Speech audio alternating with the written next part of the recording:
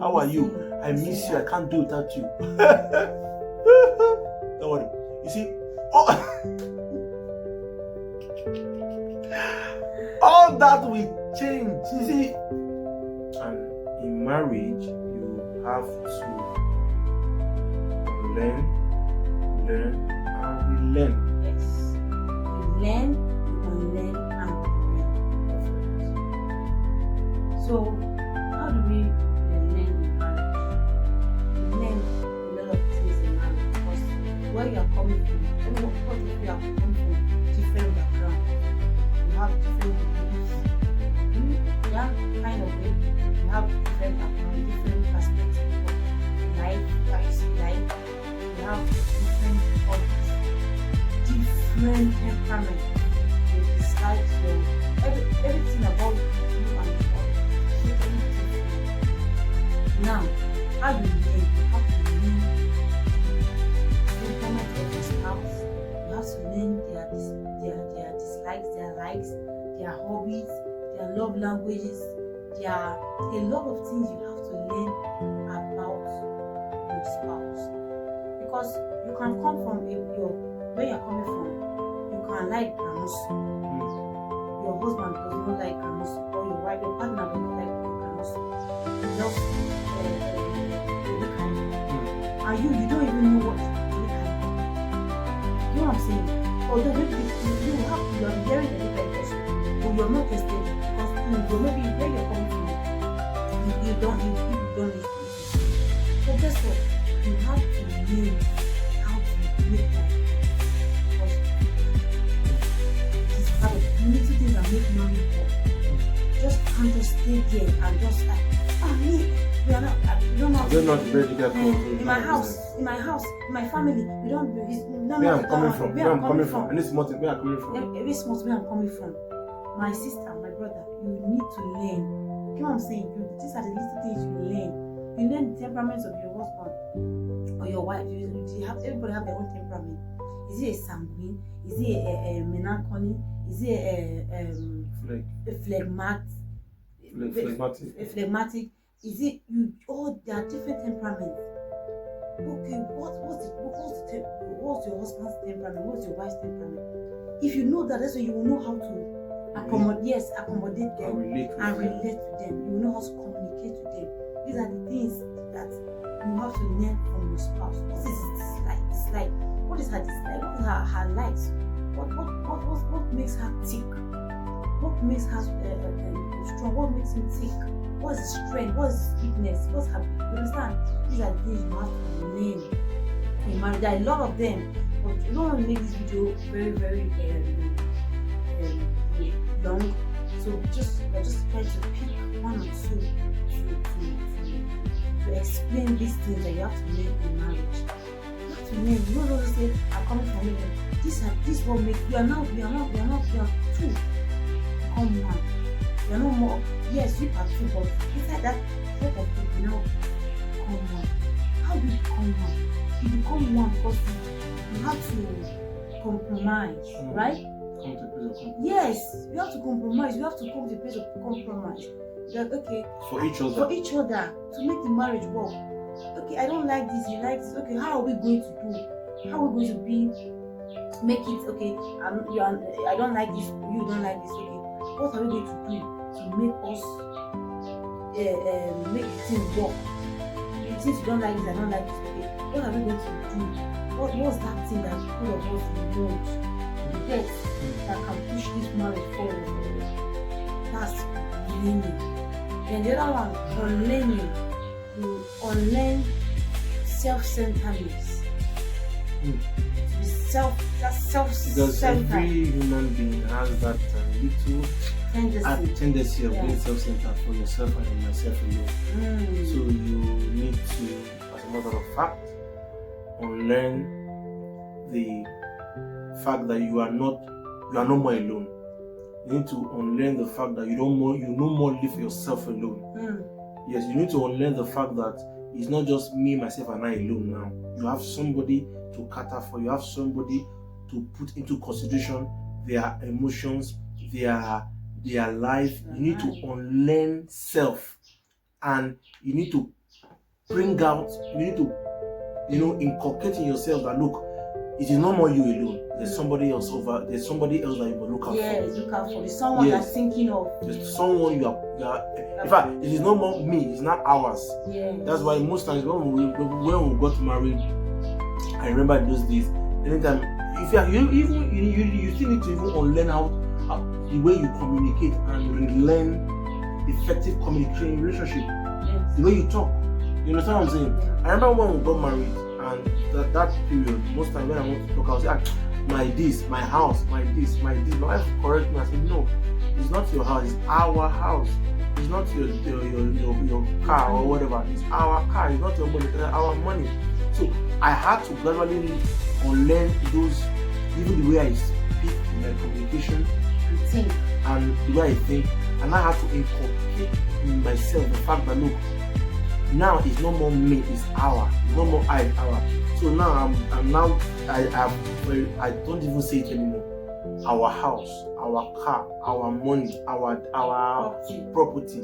It is. So that's what the things you learn. You now have an idea that there's somebody else in your life that you need to prioritize also, apart from yourself. You understand? When we got married, for long I love sleeping with the light on. My wife loves sleeping with the light off, right? And so that's where sacrifice comes in. I need to unlearn. I need to find a way of liking how to sleep with the light off. I need to. Right now, sometimes I sleep with the light on. So you see now, you just need to adjust and come into each other. It's not going to be an easy process. It's not telling you that it's an easy process, but it takes determination, and it takes a man or a woman who really wants, it's intentional. Some men and some women don't even want their marriage to work. They don't even care whether it works or not. Some people just want to be called a married man or a married woman. They don't even care what happens so it takes a man who really, or a woman who really wants this thing to work, to be intentional, to go through the process of unlearning what you have known over the years, to inculcate new ideas, new values that will push the marriage forward in a positive light. Exactly. So you unlearn some things, and the sacrifice to unlearn the things that you do. You do know these little things are the ones that you can just neglect and make money help difficult in marriage. Do you know 90% of marriage that hit the road? Then when you check deep down, the things that make this marriage work are not very big deals. You will be surprised that these are things that the man and the woman could just sit over and discuss. Put your space from the middle. No, I know how to do my space from the last. So these are the little things that can cause disruptions in marriage. You have to learn some things, and then lastly, you have to relearn. You have to relearn forgiveness. You see, the idea, you have to relearn for many things. You have to relearn patience. The idea of patience that we have as singles, we change when you get married. The idea of forgiveness, as you have as a single, will be tested. So you have to relearn these things. You have to relearn forgiveness. You see, sometimes your partner will hurt you so much, and that's why you will find out that that ordinary forgiveness that you know before you go married is not just enough. You need something else extra to be able to still look at the man or look at the woman and forgive them, and then still relate with them. The idea of forgiveness most of us have is look, when you forgive people, you don't hold them in your heart again, and then you can just allow them be. Sometimes when you quarrel somebody hurts you as a single, you forgive the person, but you stay away from the person. So that at least but you are forgiving the person. But this one, you forgive somebody and you are still with the person. You can't know where to go. You are still with the person. You are still eating with the person. So you still need to relearn forgiveness again. It's not just I'm forgiving you, but let me stay. Sometimes you forgive somebody and you see, forgive and forget. Forgive and forget. When the Bible says forgive and forget, it's not like the Bible is trying to take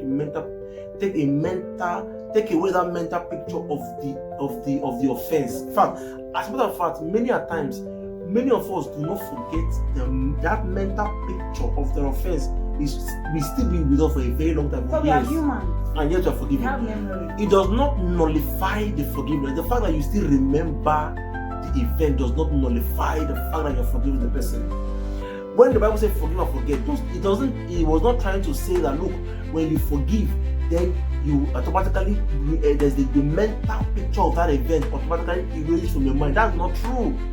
What the Bible is trying to say is that, look, even though you are forgiving, and you forgive and forget, what it is trying to tell you that, look, even though you remember, you have a mental picture of the event of the offense, you still do not have the right or the ability not to still love the person.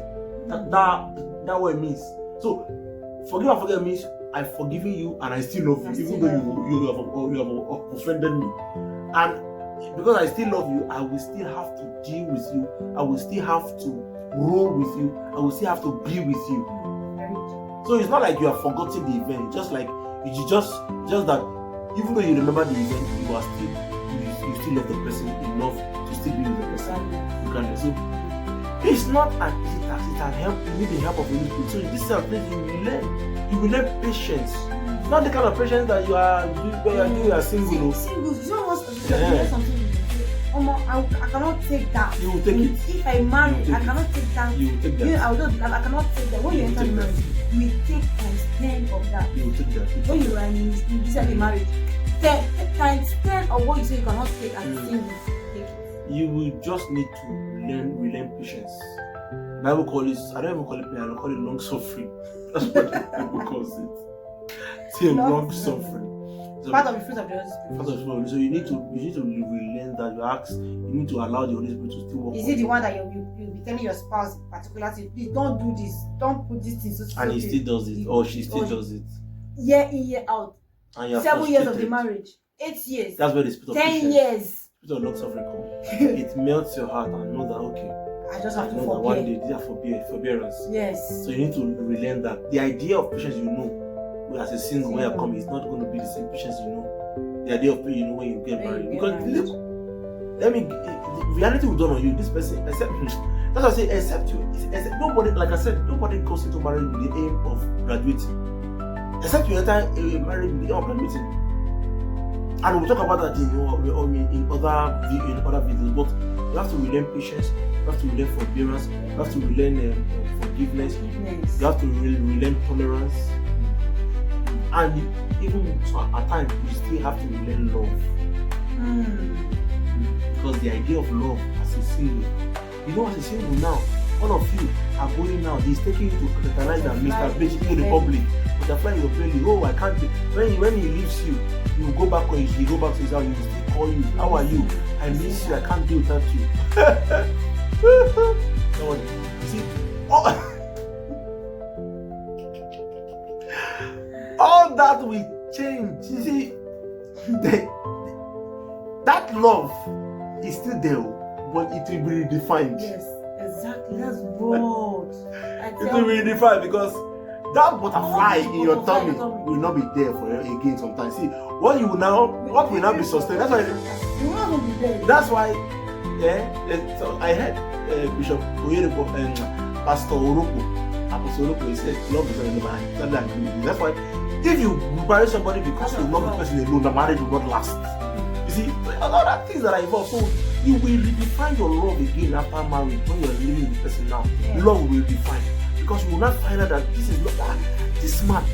That's why you see. I never knew this part about you. That's why you see when people marry, first year of their marriage. So let me say second years of his second year of marriage. 7 months into the marriage, you're like, oh, I still love it. 1 year, 2 years, you have to say, I don't know you're like this. Jesus, like this one, he always wants to go for B. How did I even marry you? When did I get you? These are people when they were dating. Butterflies that told me when look at you. So you're like this. So You have to relearn all those things. That's why you will see things deliberately. That's why we say hard work, no, hard work, exactly. so that the marriage can work. So it doesn't mean you don't love this man or this woman again. You have to redefine the love. It just means that look, the things that you guys are exposed to when you're single, you're no more exposed to it anymore. Children will start coming, responsibilities will start coming, paying will start coming. That children, those things, we're going to talk about all that those another are time. factors will disrupt the marriage. There will be disruption. And if you're not careful, that disruption will make you look like you don't even love your spouse anymore. So you still need to learn love again. Love